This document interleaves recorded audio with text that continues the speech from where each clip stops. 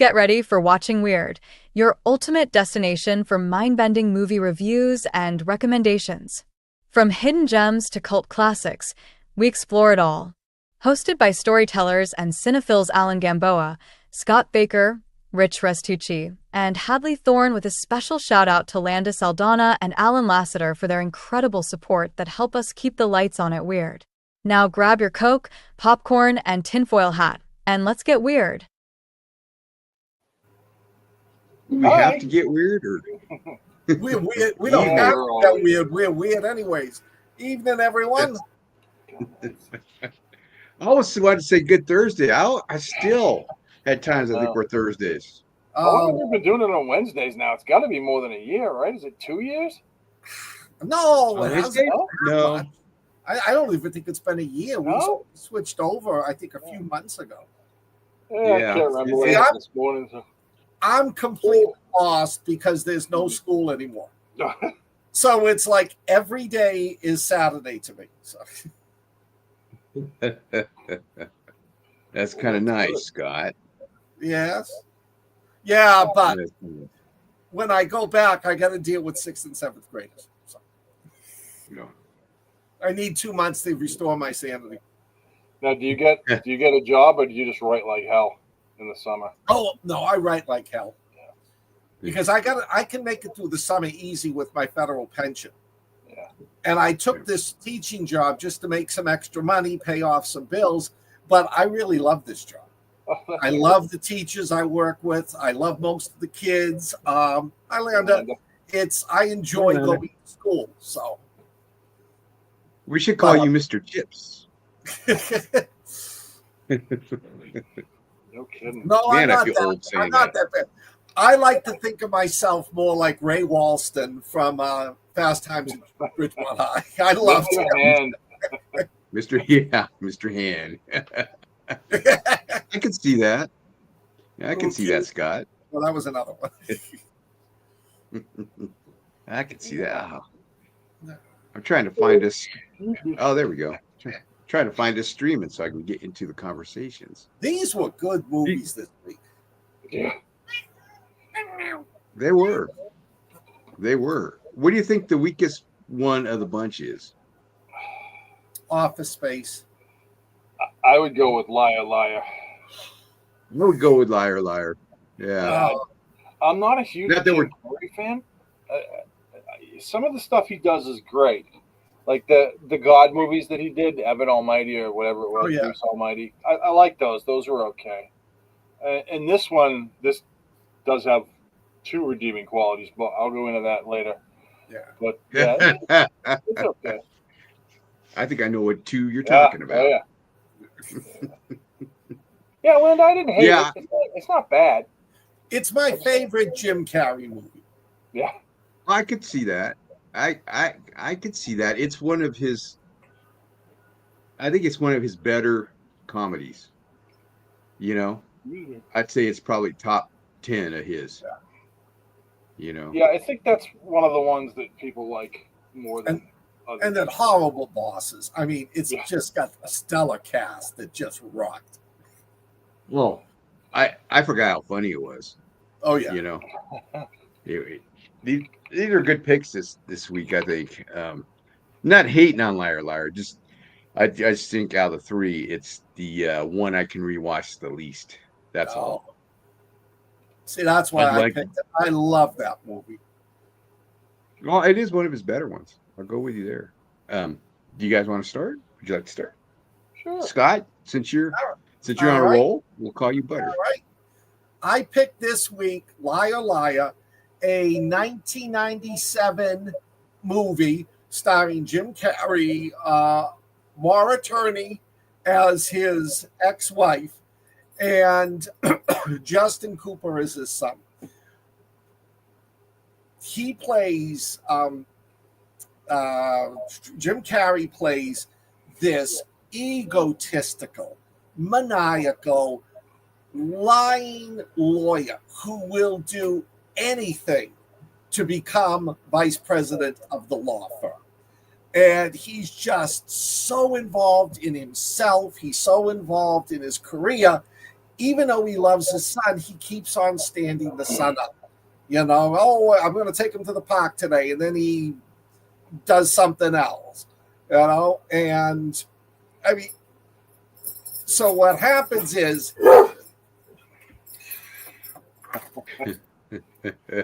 He wants to be part of the show, buddy. No, he just wants to be a pest. So, all right, now you're in prison. You need a bigger jar of peanut butter. The night Jim Carrey is supposed to be to his son's birthday party, he sleeps with one of the female partners, figuring that will get him in.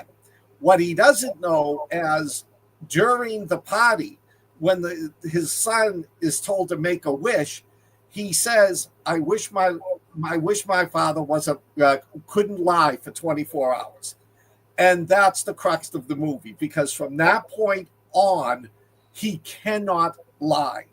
He can't even avoid the truth, and that's where the movie, to me, that's where the movie's funny, because he plays this quintessential, what we think is the stereotypical scum lawyer, which he is. And now he's got one of the biggest court cases the next day that would bring in a fortune for the law firm if he wins. And he's Meg Tilly, who is this trampy. She married her husband, who was a multimillionaire. She had kids with him. She cheated on him. And now they're getting a divorce. They had a prenuptial agreement, but she wants to break the prenuptial agreement. She doesn't think it's fair that even though she had a couple of affairs, it won't work. And the only way he's going to win this case is by lying about it. If you haven't seen the movie, go watch it. It's funny. I love it. There are some over-the-top Jim Carrey scenes. Like when he's jumping up and down in front of the judge. It was like, okay, that wasn't necessary. But it's funny. It's him dealing with the fact that he can't lie, so he has to try to find a way to do the job. And through the whole process, he starts to realize what an asshole he is to his son, and how because his ex-wife finally gets sick of him not showing up at the Sun. So her boyfriend, Carrie Elwes, is flying to Boston and asked her to go along, and she agrees. So it's a fun coming-of-age movie for a middle-aged guy who's a complete dork. I enjoyed it. I thought some of the courtroom scenes were funny. The whole premise behind it was good. The acting is good. Meg Tilly, the wife, the judge, everybody did a fantastic job in this. And it's got a nice happy ending. So what do you guys think? I'll let you go. I like it. It's a good flick. I like the premise. The premise is great. I think the acting is good. I was telling this to the fellows before the show started. I've never been a huge Jim Carrey fan. I don't dislike him. I think every character is the same. Mm. He is a good actor. Like, he played a bad guy in something, I can't remember what it was, and he was great in it. He was really good. But the comedic Jim Carrey, it's all, I don't know, it's all the same show, really.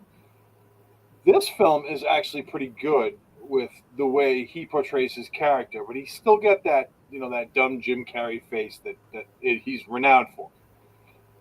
It does good. This movie has two really good things going for it, and they are both on the front of Krista Allen. Oh my God, she's gorgeous. She's got a tiny little bit part, and he's just a guy, just a girl he sees in an elevator, and he can't lie to her, and so it spins off the rails, and he gets a slap across the face. It's great, absolutely. That to me, that's the best scene in the movie, and that's because Krista Allen was in it. As you can probably tell, I'm a big Krista Allen fan. I'm getting a little warm right now just thinking about Krista Allen. Beautiful woman, great actress. But yeah, this is a good flick. It's really well liked. A lot of Jim Carrey fans think this is this is his best movie, and it's their favorite Jim Carrey movie. I think it was good. It's not a movie. I've seen this is my second time seeing it, and I probably won't watch it again. And it's not like I said, it's not because I didn't like it. It's because it's just not my favorite. It's that type of comedy isn't my favorite. I think the other two films are better than this one, but I'm still not going to rate this low. What about you, Alan? Jim Carrey's one of those comedians that when he stretched into drama, he did really well. He can do drama too. He's funny. I can't stand him on talk shows because he just goes and goes. A little bit of like Will Ferrell. A little bit of Will Ferrell goes a long way. They do things that's funny to them, but it's not necessarily funny to the audience. It's just it gets silly. But he's great at mimicking. I mean, he's really talented. Yeah, I'll say that for him. He's not one of my favorite comedians, but I do like some of the movies he makes. And this is probably one of the ones I like better than Ace Ventura 2 and some of the other ones. This one's it's microcosmos of the times too. When it came out, it's that era's trapped perfectly right there. It's a fun movie. And it's got a good ending. You got the dread pirate Scott in it playing his rival, Cary Ewells. It's always good to see him. Yeah. And it's got like Scott said, it's got a great cast in it. And the acting's good in it. The claw, I love that part because it seems real. It seems like he's really entertaining that kid, his kid. I recommend this one. I like you, Rich. I won't watch it again. I've seen it like you. I'm going to imitate you all night probably, but I've seen it twice, and that was enough for me. Yeah, it's one of his better movies, definitely. Like I'll never watch Dumb and Dumber again. I've seen it probably a couple of times, and I've had enough. That I had enough of that movie. And Dumber Dumber 2 is probably one of his worst movies. They did it for the money. They did it for the cookie. So what do you guys rate this one? Scott, since it's your baby. I'm not like you. I'm not a huge Jim Carrey fan. I'm not either. The only other movie I liked him in was Ace Ventura. But this is the only one I always watch. I'm going to give this one a solid 4. But you, Rich? I'll give it a 3. I think it's better than medium, but not as good as high. So how about a 3.2 then, just to kick it past direct in the center. It was decent. Like I said, it's my second time seeing it, and it was exactly the same as I saw it as the first time I saw it. So I'll give it a 3.2. One we forgot is Me, Myself, and Irene. I've only seen that one once. Yeah. And it was so out there. I mean, it was funny, but that's Jim Carrey's best movie. Yeah, yeah, that was. It had some pretty funny scenes, and the soundtrack was really good. I'll give this one 3.5. It's a slick movie. It showcases his talents. It's watchable. You can watch it with your kids mostly.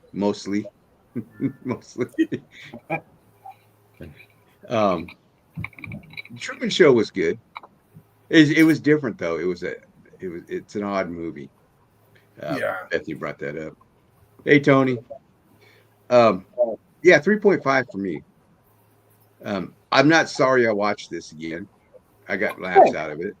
Same. I got a couple chuckles. I got to see Krista Allen.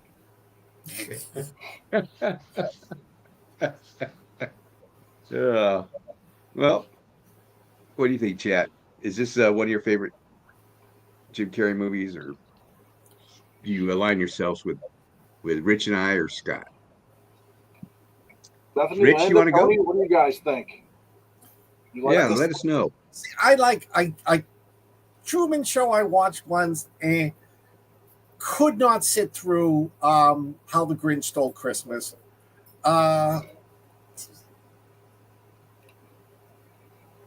It seems like Landon and Bethany like him. a lot. Yeah. Like his movies a lot.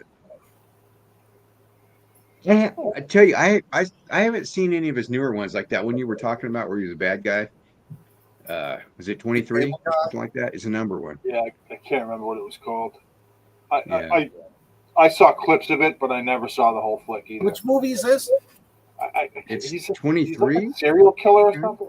I don't even know that one. I can't remember. Yeah, it's a dark movie. But you see, I think what we were talking about earlier, I think comedians can do drama. If you can do comedy, you can do anything. You know, Yeah, it's very, a lot of them. Yeah, it's very Robin difficult. Williams.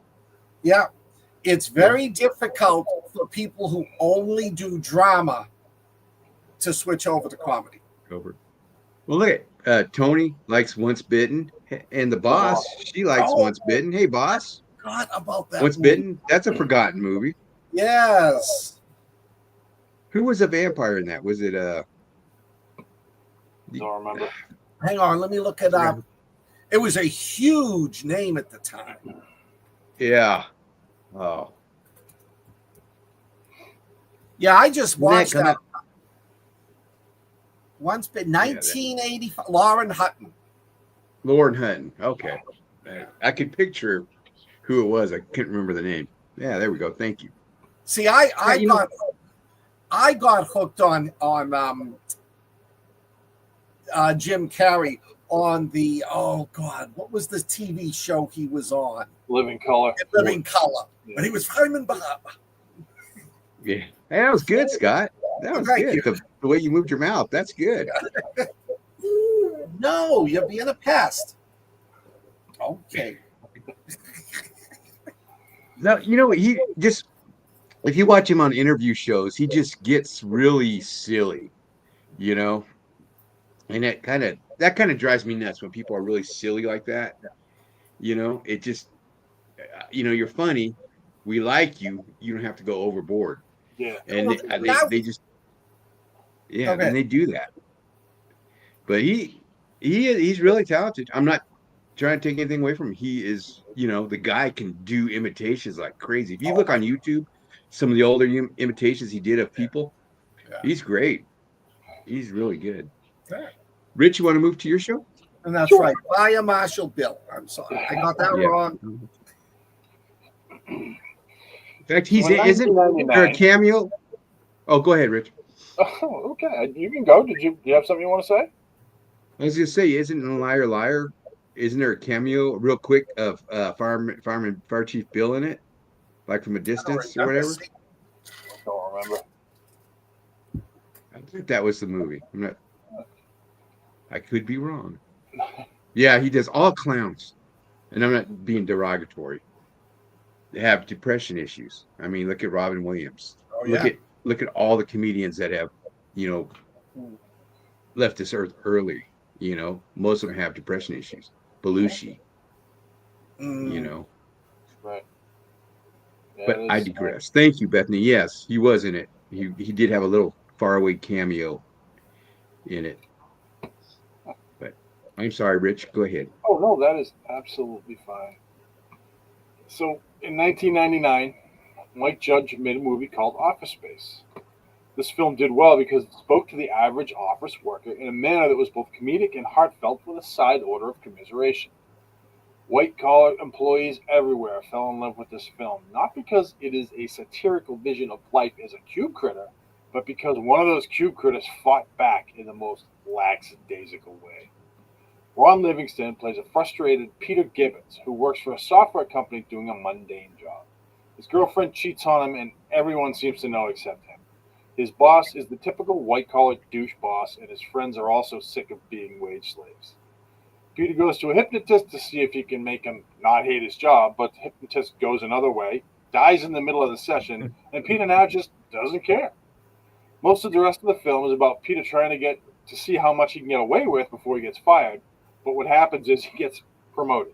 Go figure. He and his friends Michael Bolton, not the singer, and Samir Nahin Janar hatch a plan to steal half a cent that is rounded away from transactions from the bank the software company does business with. Along the way, Peter hooks up with Jennifer Aniston, hangs out with his buddy Dietrich Bader, is forced to listen to a weird Stephen Root mumble about his stapler, deal with his boss Gary Cole, and human resources guy hired to fire people John C. McKinley, who's one of my favorite actors. Others who make appearances are Mike Judge, Orlando Jones, Ali Wentworth, and Richard Riley. This is a dark comedy, and while there's several laugh out loud scenes, Judge was shooting for a slow burn, and he nailed it. This is worth your time, but I'm really not believing most people out there haven't seen it, as this is a cult classic and really spoke to many millions of office workers, and even not office workers, people who had a boss that was like this, that kind of thing. The film is based on Mike Judge's past experience as a Silicon Valley wage slave, and some of the scenes, like the printer scene, actually happened to Judge. He had an issue while he was he was making the Beavis and Butthead movie, and he had an issue with his printer where it wouldn't work. So he's like, I'm gonna take that out in the field and destroy it. And he never did it, but then he got to do it in the movie. So the film is well received by fans, critics, and me, and I'm happy we got to watch this one. It's one that I watch probably every 10 years. It's just worth seeing. What did you guys think? Did you like it? Yay, nay? Scott? I liked it. Yeah, I mean, I worked for a boss like that. I had my close buddies. I love the scene when he just gets fed up and he just knocks the cubicle wall down. Yeah. Figuring he's going to get fired, but it's like he doesn't. And I love it when he goes in and he tells the two consultants, what's going wrong with the place and everything like that. And, rather than firing him for telling the truth, like you said, they promoted him up. It is funny. Yes, Stephen Root, he amazed me in that role. He's usually so outgoing there, but that's my statement. That's my statement. Was hilarious. It was a great cast. The boss, yeah, if you could work the weekend, that would be great. Funny is, and I love the whole ending. I mean, everything worked out perfectly for everyone. So, but yeah, I think anybody who's done that, anybody who's worked in an office, admires him. They may not have done anything like that. I was a pain in the ass to my bad bosses because I worked for the agency. You can't fire. They couldn't fire me unless I was caught with a live boy or a dead woman. So I was able to get away with it. But it's a good movie. It definitely is. Like all of these movies, they're cult classics, and if you haven't seen them, you really need to. Are you done, Scott? I'm done. All right. The cast in this is just great. Like you said, Stephen Root. And that Stephen Root, do you remember him in Dodgeball? Yes. Yeah, he's great in Dodgeball. He was great as the boss in News Radio, that old series with Phil Hartman and Mara Turney from Liar Liar. He was great. He's great in comedy. He's great in dramatic. I've seen him play bad guys. What was that Hitman show with Bill Hader that was on HBO?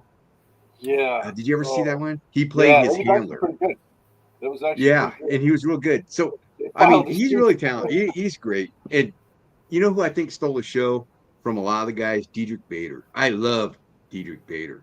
Yeah. From Napoleon Dynamite to the Drew Carey show. His neighbor. He was his neighbor in this. That came That's over. where I've seen him. The Drew Carey show. Okay. Yeah. Dietrich Bader's great. And Ron Livingston. Band of Brothers. Yeah. Nixon. I became a big fan of his from Band of Brothers. I knew he was in this, but Band of Brothers really made me a fan of his. Jennifer Aniston was great in this, little part. They wanted to get a big name for this movie. Yep. And that's who they got. And Ron Livingston was kind of starstruck because she was big on Friends at that time, just came out, And he said, I was able to hold it in for like 2 weeks, and then I just, became another starstruck fan of hers. Yeah. But she was good in this, but she's better in Horrible Bosses, and we'll get to that later. David Herman, if you watch who played Michael Bolton, which I love what he says about Michael Bolton. That's great. You know, that ass clown, no talent ass clown. He plays Mr. Fraun. You ever watch Bob's Burgers? He does the voice of Mr. Fraun, the principal of the kids' school. So, really, if you're looking for something, he's in it. Gary Cole was in NCIS, and he actually had a line where you're saying something about TPS reports in that. They actually threw him a little Easter egg to fans of Office Space in that.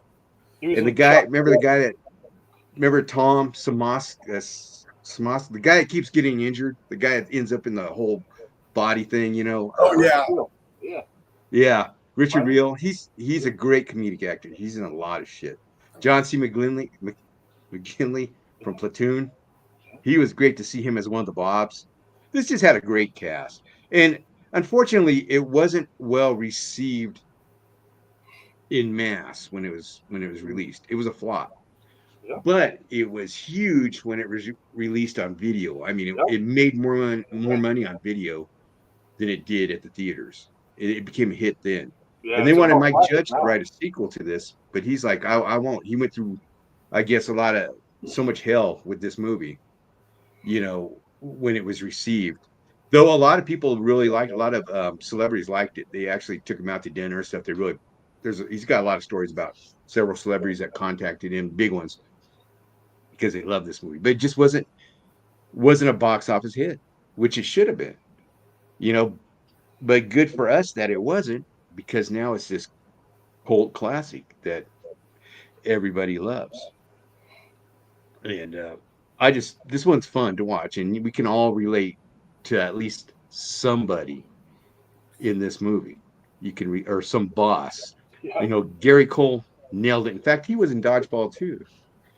Remember, he was one of the announcers with Jason Bateman from Horrible Bosses. My God. Yeah, that's right. So, and he's a great serious actor too. He had some crime series back in the, I think, late 80s. And it was really well received. I can't think of the name of it right now. And that really pushed him forward. Yeah, I think it only lasted for a season though.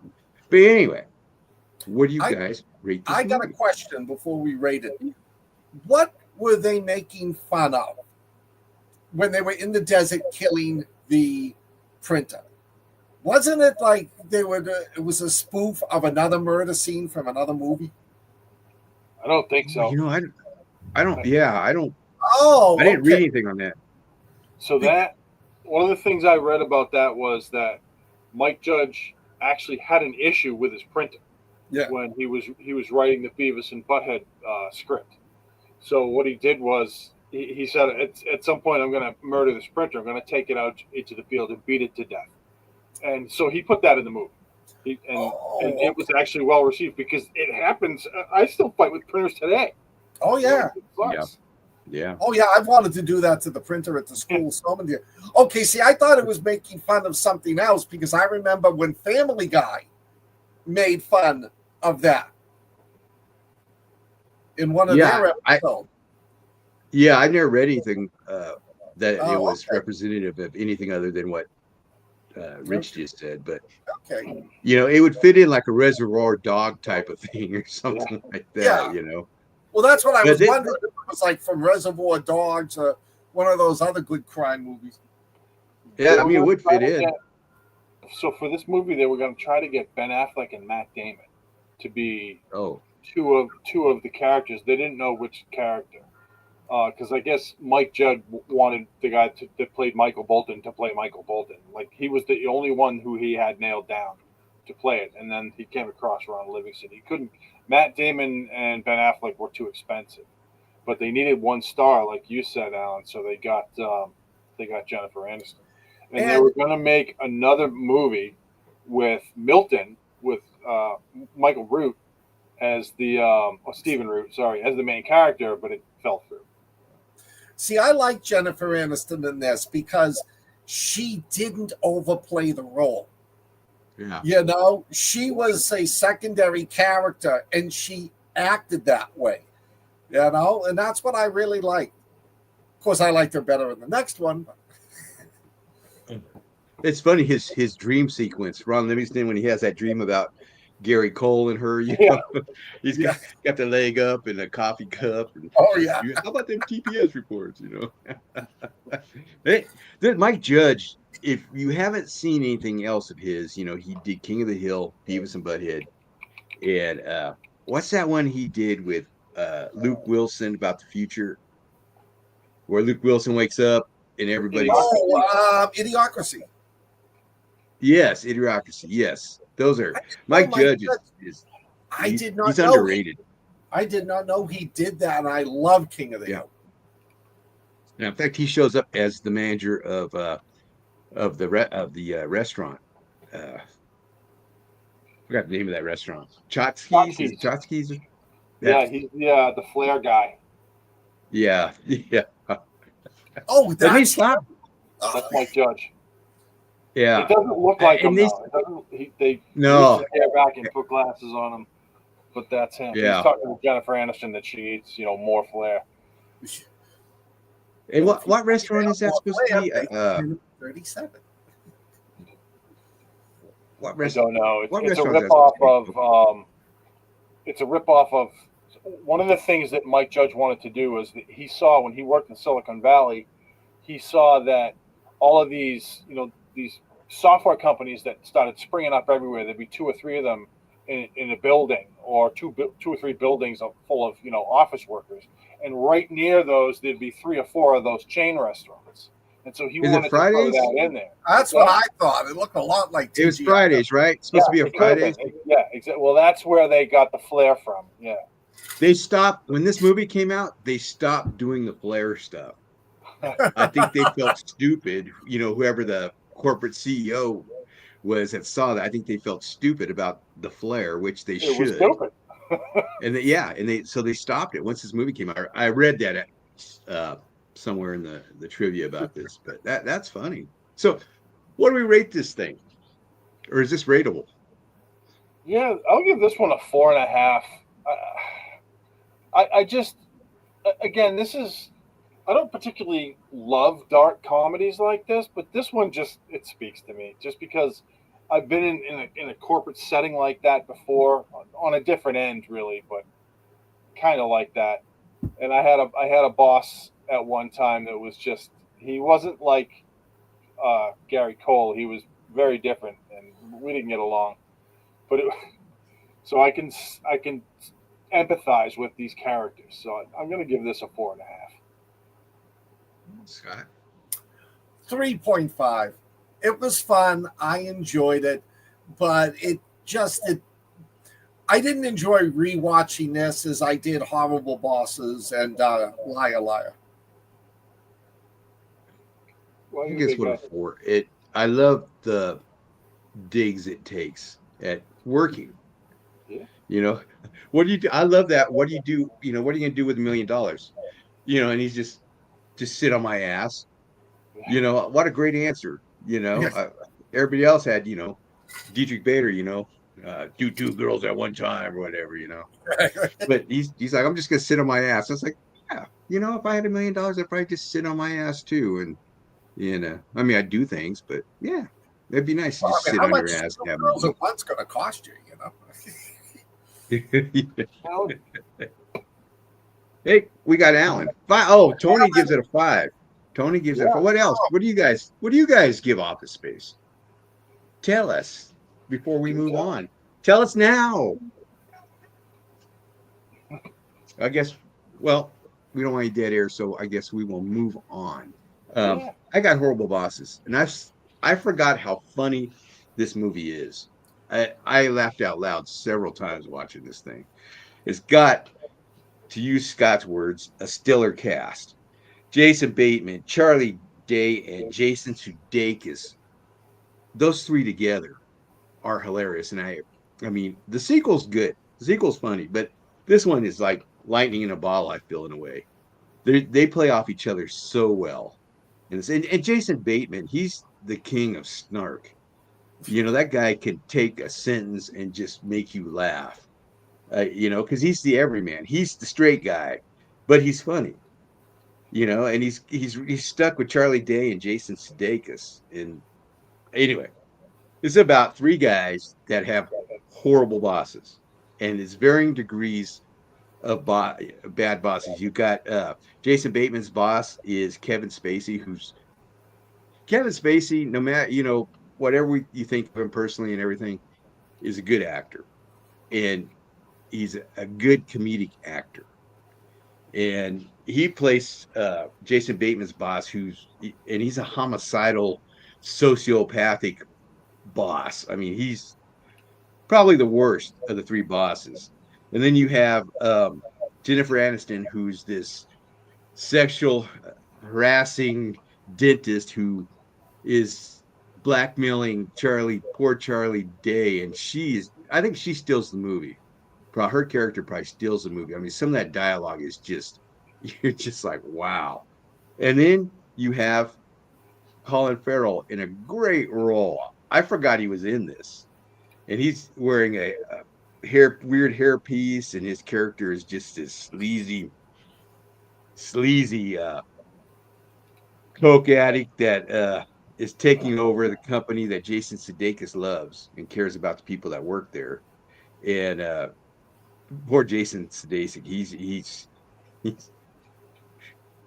he's a womanizer. You can't count on him to help the other two because he's always being led astray by any woman that comes around him. I mean, he's off screwing around with what's her name from Happy Gilmore. Can't think of her name. And then Jennifer Aniston. He's supposed to be spying on her and ends up having sex with her. I mean, his character. Anyway, I love this movie. It's really, it's like Office Space, where it gives you, you got these bosses, and I've never had a boss this bad. I'm sure most of it haven't, because these are just over the top characters of bad bosses. But this is it's not slow. I don't think there's any part of this movie that's very slow. I think it moves along pretty well paced. And I know I'm all over the place with this, but comedies are kind of hard to track sometimes. But it's got a great cast in this. Donald Sutherland has a little part in it. He's got a real quick part in it. And the dude from the original Fantastic Four movie, what's his name? Owen Gifford or something like that. Welsh actor. He was in King Arthur. He's got a great part as a hitman in this, doing wet work. Oh yeah. His part is so gross and Jamie Foxx is good in this, but his character's like Eddie Murphy's in Tower Heist. He plays this another hitman type character that screws these guys over in a way. It's just, there's so much in this movie, and just the dialogue in it is hilarious. And Charlie Day plays Charlie Day. He's just typical. He plays this a lot. He plays the same character a lot, which is great. And Sudeikis is kind of out of character, in this one, playing the womanizer, kind of not the sharpest of the three, but sharper than Charlie Day, which isn't hard to do. This is a fun movie. What do you guys think of this? Go ahead, Rich. I think this is probably the best of the three. It's just, everything about it is hilarious. From Jennifer Aniston's overtly sexual overtures to the hitman to Mother Edford Jones. I mean, come on, that's what a great name. Right? That story is great because you think it's going one way. For some reason, so this is the second time I have seen this movie, and I thought it was Eddie Griffin for some reason, and then it was Jamie Foxx, and I was like, I do remember Jamie Foxx now. I love the pacing of this movie and how they just kind of tie everything together, and it just so many arcs that just come crashing together. And there were several laugh out loud moments. This is a movie that maybe not everyone has seen, so I think I'll hold back on giving plot points. But there are several, and I do mean several, like 10 or 15, like belly laugh out loud moments. And Jason Bateman, he kind of plays the same character he always plays, with half serious but funny and not intentional. And Jason Sudeikis is no matter what he does, he's hilarious. He's Ted Lasso. He's phenomenal, fantastic actor. So I actually really enjoyed this flick, and this is a movie I probably will watch again, and I will rate this quite high. Cast phenomenal. Yes. Phenomenal cast as well. That's what I got. I agree with both of you. I love this movie. It's funny. Acting is superb. I mean, come on. The clothes and the things Jennifer Aniston does, that should give it a 5 right there. But what I just love about it is each of these guys who are sweet guy,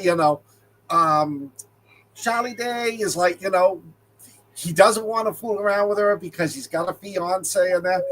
And then they decide, let's go kill our bosses. They have no clue how to do it. Yeah. This would be like the three of us going out and saying, hey, let's get together and go kill our bosses. And they have no concept. And they run in to like Jamie Foxx, who is just great in this role. And like you said, Rich, things just start falling into place. And it just works its way through. It's well written, great acting. There are a lot of laughs to this. I love this movie. I definitely would watch it again. I have seen Horrible Bosses too, but I don't remember it. I'm going to have to rewatch it this weekend. But That's this is probably the best of the three of them. What, did you recognize who the bartender when they go to the bar to look for the hitman? Did you recognize who the bartender was? No. Who was it? It was Chad Coleman from The Walking Dead. Oh. The hammer guy. Yeah. I forgot his name. What was it? Was it TC? What was his name? T-Dog? No, not T-Dog. Not T-Dog, but... Was it TC? No, I think it was T-Dog or something. I did not recognize him. Yeah, he's the one that went in with the hammers and, at the prison and took care of all the zombies. God, and he had the sister. I met him once. I had drinks with him once at a convention. You think I would have recognized him? Oh yeah! Wow, that's Wow. Tyrese. He played Tyrese. Yeah. He played. That was. It was like, oh wow, there's Tyrese. Well, I didn't say Tyrese, but Walking Dead. He had a little part. I liked how Sudeikis turned everything racial unintentionally. Yeah. I'll talk to this guy. Hey, brother. Click. Oh, you're going with us. And the cocaine scene where they're in Colin Farrell's house and Charlie Day, Jason Bateman, and they're Charlie Day is just all he's just, and Jason Bateman is too, but he's not as over the top as Day. Charlie Day is just like going crazy, and then the EpiPen scene, the EpiPen scene. It's like a bad Pulp Fiction scene, he's just wailing on him with that EpiPen. It's I do it once, man. And then the reason why they didn't get the confession tape. Yeah. And then when they play it, what's on there? Yeah. Who did the voice of the car was this guy Brian George, and I don't know if you guys watch Seinfeld, but there was this character Babu, which Jerry Seinfeld ended up getting deported on accident because he doesn't care. He says, "I'll take care of this green card thing for you, whatever," and he forgets it, and the guy ends up getting deported. And then in the very last episode of the series, he's in court and he goes, "You're a very bad man," But you've seen that guy in a lot of stuff, though. I like that part with the voice on the car. I can't pronounce his name. This is great. There's just so many, like Rich said, so many, laugh out loud parts on this. Just We're not snarky landed because these are three well done movies. They're funny. They're all They enjoyable. got great actors. They got great supporting casts. Yeah, they're all fun watches. Yeah, and like Rich said, this is probably the strongest one of the three. Yeah. This is a rewatch. I mean, and you'll find something else in it and you'll laugh at. Yeah, It just you'll dig something else out. And Colin Farrell is awesome in this. I mean, he's done things like this before in movies, but this is, I think, the first time I saw him playing this kind of character, and I didn't even awesome. recognize him at first. He looked so weird. Right? Yeah. He doesn't mind doing that, the Penguin, this, there's some other movies where he does, weird characters, and you're like, dang, he's versatile. He played the coach in The Gentleman. That was pretty good. I don't remember that. That was good. Yeah, that's a good flick. God, you should watch that. What's it? The Gentleman. The Gentleman. All right. Yeah, it's like a dark comedy. It's good. It's what's his name? Makes all those English crime movies. Yeah. Snatch. Can't think of his name right now. Yeah. What the hell? Now I gotta look it up.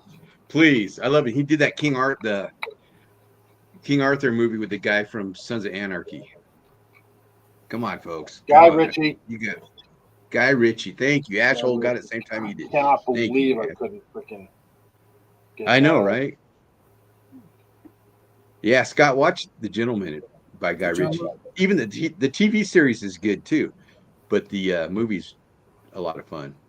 Okay. So, what will we rate this one, guys? Actually, you go first. I'll give it a 4.5. I love this movie. It's hilarious, and those three guys together are great. Yeah. I'll give it a 4.5 as well.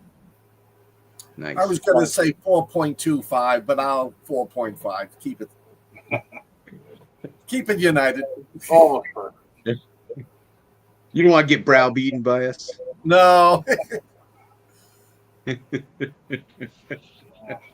Now, this is a good week. This was a good week to watch movies. Yeah, especially this week. I needed the comedy this week. That's exactly what I was going to say. This was a good week for it. I needed some laughs. Yeah. I started watching that Walking Dead Dead City again with Negan and Maggie. So I was like, it's my other show right now. So I'm watching that and Resident Alien. Resident Alien's kind of losing its luster for me. I think it's funny, but Have they started the last season? I don't know. I'm in season 3 right now. Oh, okay. I think there are 3 seasons out, and I'm and again, this is kind of like Liar Liar. It's not bad. It's just kind of the same thing over and over. Yeah. And there's sort of a main storyline, and that's good. That main storyline's good, but a couple of my favorite characters in the show are just not going in a path I wanted them to go. But it's like I said, I'm going to finish it. I'm going to watch it all. They've already done 4 seasons. The end of season 4 is bizarre, but I mean, I love Alan Tudyk. I don't care what he's in. He could read the phone book, and he'd make it funny. And I loved him in that. It was just he's so off the wall. Have you seen Con Man? That series he did, Con Man? It was a sci-fi, I think, series. If you can find it, look it up. Con Man. He plays himself. Yes. It's the whole bunch of guys that go to the con. I remember my favorite line was that when he ties up one of his friends and he says, "You ruined my reputation." What? I just said you were gay. No, you told people I was a Republican. Yeah, he is. I remember that series now. That is fun. This is a guy that's been in everything. Alan Tudyk, he's been in everything. Up and down. Marvel, freaking everything. I mean, the first thing I remember seeing him in was Firefly. And he was actually, it might have been that Heath Ledger night movie, Knight's Tale. He was in that. Oh, yeah. I can't remember which one was first. But he's worth $8 million.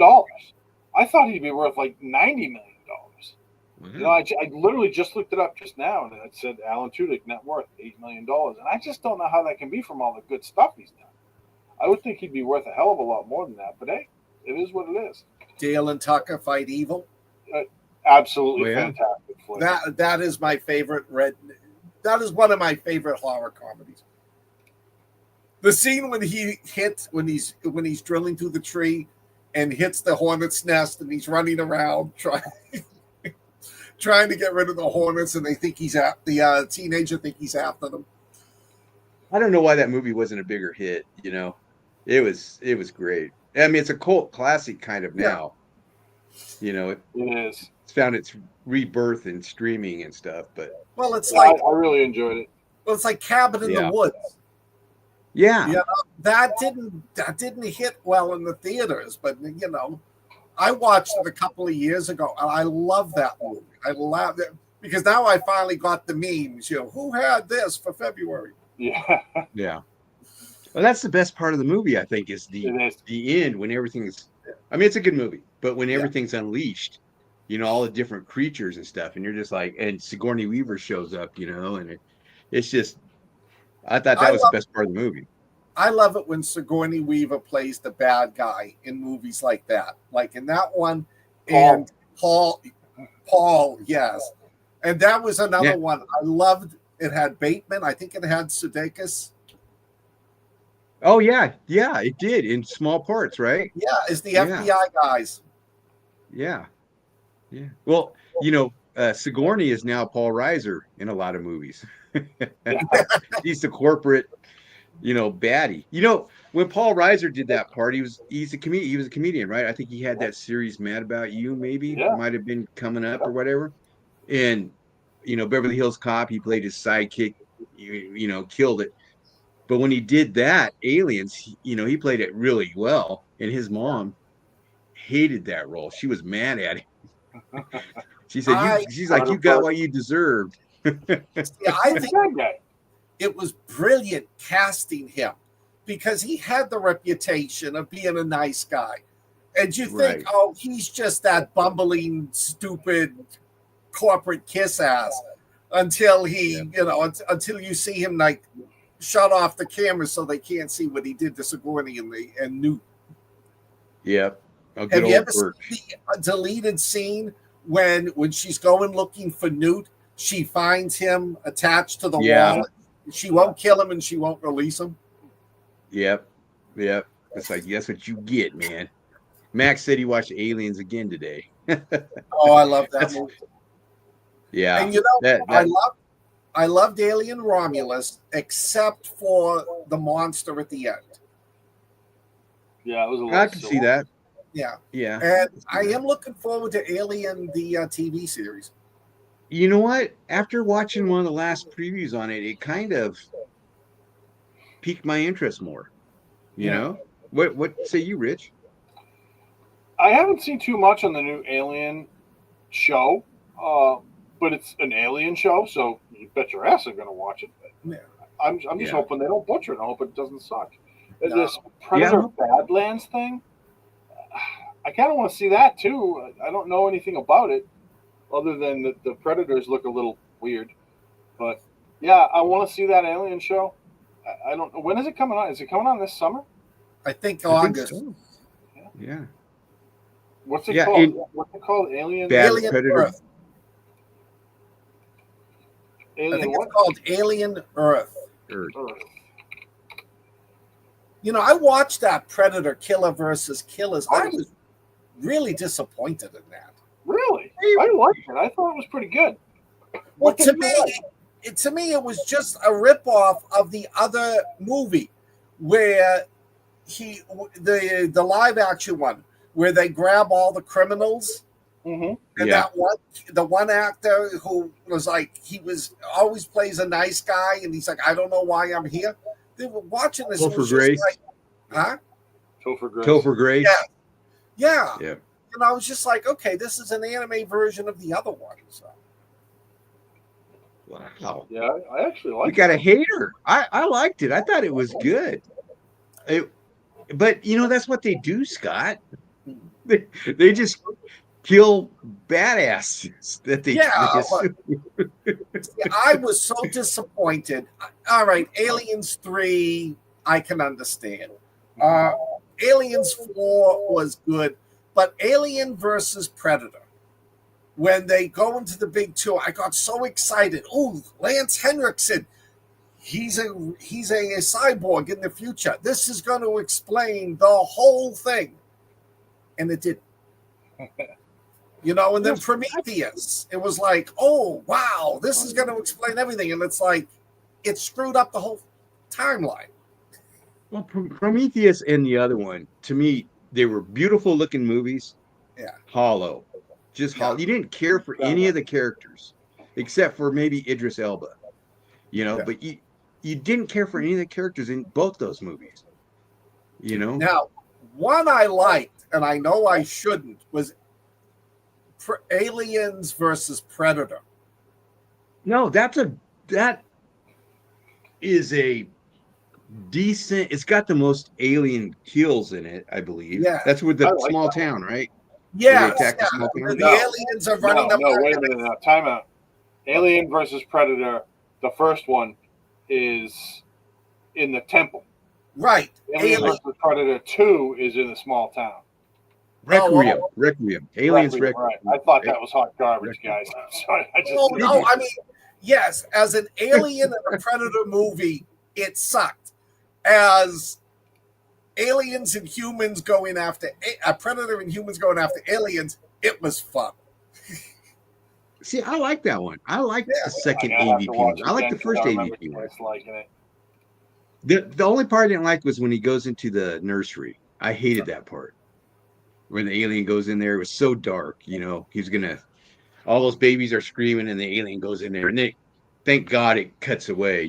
They don't go any farther than that. They just leave it to your imagination. But I hated that part.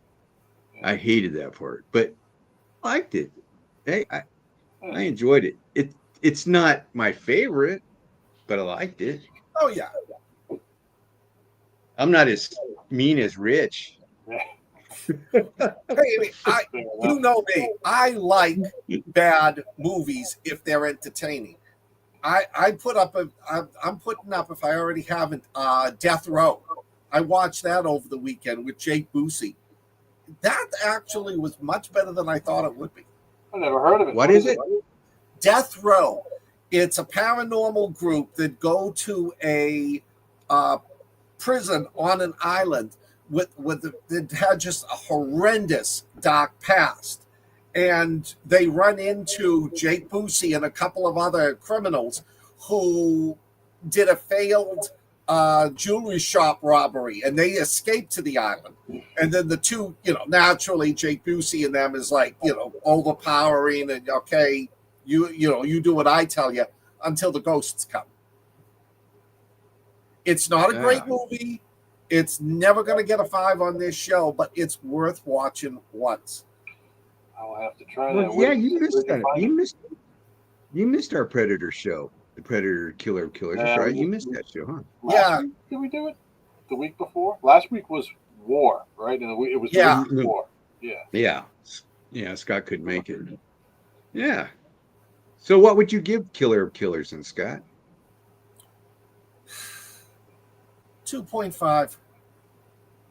I really didn't like it. I watched it figuring, okay, I'm going to enjoy a good movie tonight. And I'm like, I shut it off 3 or 4 times thinking this can't be the right movie. It's anime. But, I had some bad choices. McHale's Navy and Ash is complaining about some of the movies I made him watch. McHale's Navy and the Avengers. Scott, you have bad choices? I don't believe it. Are you talking about the Avengers? The Avengers, the remake of the Patrick McNee, Emma Peel one. Yeah. And that one sucked. The McHale's Navy, Blue Donuts.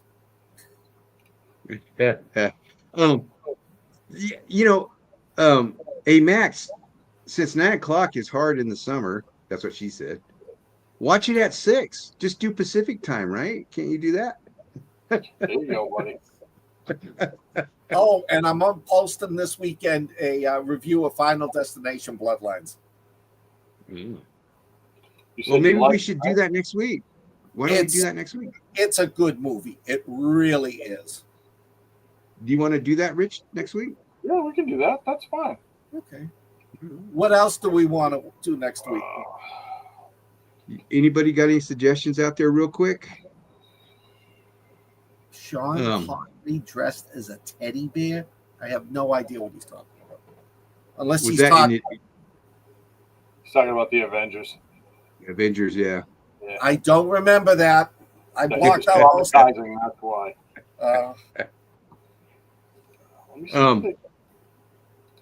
So we'll do Bloodlines then. Well, why don't we do that Death Row flick too? Okay. Sure. Do that. Yeah, do that. So we got Death Row and Bloodlines. And what else has come out? Well, Final Destination is out. Yeah, no, we'll do that. One. We'll do Bloodlines, and we'll do that. Oh, that's right. We said we were going to do that. Yeah. Yeah. Too bad 28 late. Too bad 28 years later wasn't on DVD right now. Yeah, I think we've got a minute for that. Yeah. I've heard mixed feelings about I like 28 Bloodlines, but the only thing about it that was sad was seeing Tony Todd doing his last movie. Yeah, fair enough. And he looked, you could tell by looking at him, he didn't have much longer. And by the way, not that anybody cares, maybe, today, June Lockhart, Maureen Robinson from Lost in Space, turned 100 years old. Wow, she's still alive? She's still alive.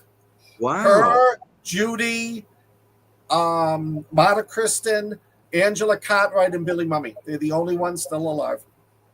We lost Mark Goddard died last year, right? He passed away last year, yeah. I was lucky I got to meet him and Marta Kirsten at a convention. Well, that's cool. I got a third movie, boys. Huh?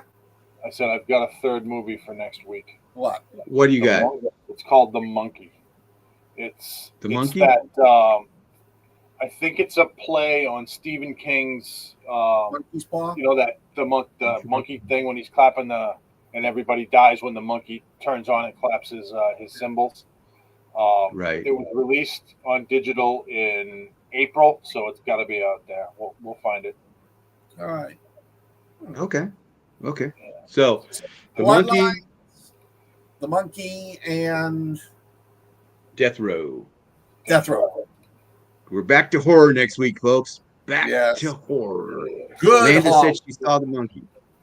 All right. Landa saw the monkey, so good. If she's talking about the movie, I don't know. Well, boys, we're over. We're over by 3 minutes. That's okay. All right. That gave all of our fans 3 extra minutes of glory. Correct. We hope to see you next week when we do some horror movies. It'll be fun. It always is. Yeah, we haven't done horror in a while, so that's good. Agreed. Yeah. Oh, she said she can't wait to hear this. Tony says he loves it. Wild Flicks, so that gives me hope. We'll see. Thanks for joining us, everybody. Rich fingered us all, so I guess we're out. Have a good week. All right. Take care, everybody. We'll see you next week for some horror flicks. Stay out of trouble. All right, Weirdlings. That's all for Watching Weird this week. Thanks for tuning in, and remember, the strange and unusual never sleeps. Well, except for maybe on Thursdays. Speaking of sleep schedules, here's a quick reminder about our other shows. Dive into the mysteries of the mind with Weird Awakenings every Friday at 8 p.m. Eastern Standard Time. Cozy up with Blondes, books and campfire tales for spooky stories every other Tuesday at 8 p.m. Central Standard Time. Hone your craft and connect with fellow writers on Write With Me on the third Sunday of each month. And don't forget, Watching Weird now airs live every Wednesday at 9 p.m. Eastern Standard Time. For all things weird, Find us on social media via Linktree in the description below, or visit our website at weirdrealities.net. Stay weird.